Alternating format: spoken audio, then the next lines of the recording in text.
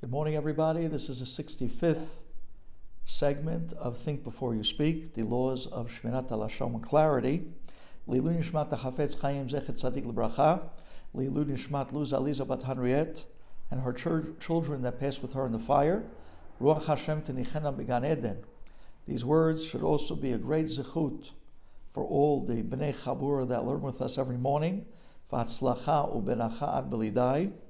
These words should also be a great zichut for the Shmira Ma'aliyah and Yeshuot and Surot Tovot of Chaim Davidom and Chaisar.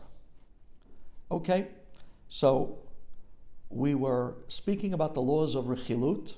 The title of today's class is Avoiding Rechilut. These laws are interesting. How far does one have to go to avoid speaking Rechilut about another Jew? Now, quickly, let's clarify. Rechilut is to tell someone something that someone else said or did against them. So by telling him this, you're going to cause hatred between two Jews. Let me give you an example where you're outside and you look across the street and you see two of your neighbors talking together in a heated conversation. And one of the neighbors is actually looking at the construction you're doing on your house and actually pointing to it as he's having a conversation with your other neighbor. So you say, hey, he's talking about my construction. He probably has all types of complaints about the way I'm doing construction, or the fact that I'm doing construction without a permit, or maybe the noise that's being made by day or by night. I'm going to find out, what is he talking about me? So you wait till the conversation to end. And then, when they split from each other, you walk up to the other neighbor that he was talking to, and you say, hey, I saw you were talking to that other guy across the street, and I saw in the conversation, his eyes was fixated on the construction of my house. He was even pointing out something to you, and he looked pretty upset. What complaints did he have against me? What was he saying against me and about the construction that I'm doing on my house? Your neighbor is not allowed to tell you anything in the conversation that he just walked out of that the other neighbor was complaining about you or your construction. That would be absolute rechilut. How far does he have to go to avoid rechilut? Where even if I put pressure on him and I really squeeze him and say, you better tell me, I'm not letting you go. Come on, we're friends. How could you not come through for me now?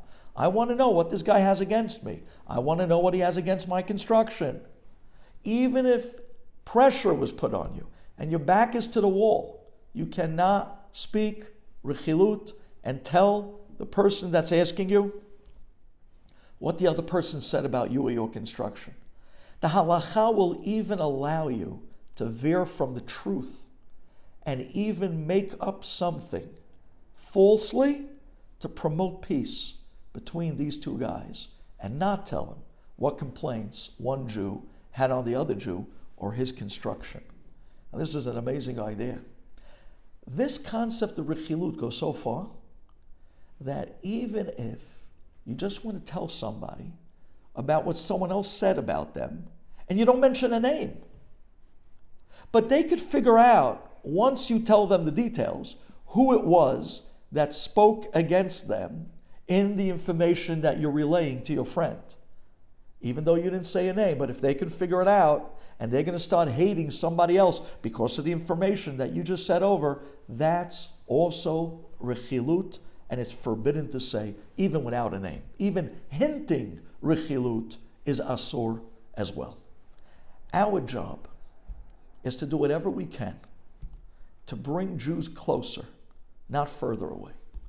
And if we're even allowed to veer away from the truth, or even not hint at what one might have said against the other, you can imagine how much is expected of us when it comes to bringing shalom between Jews. Thank you for listening.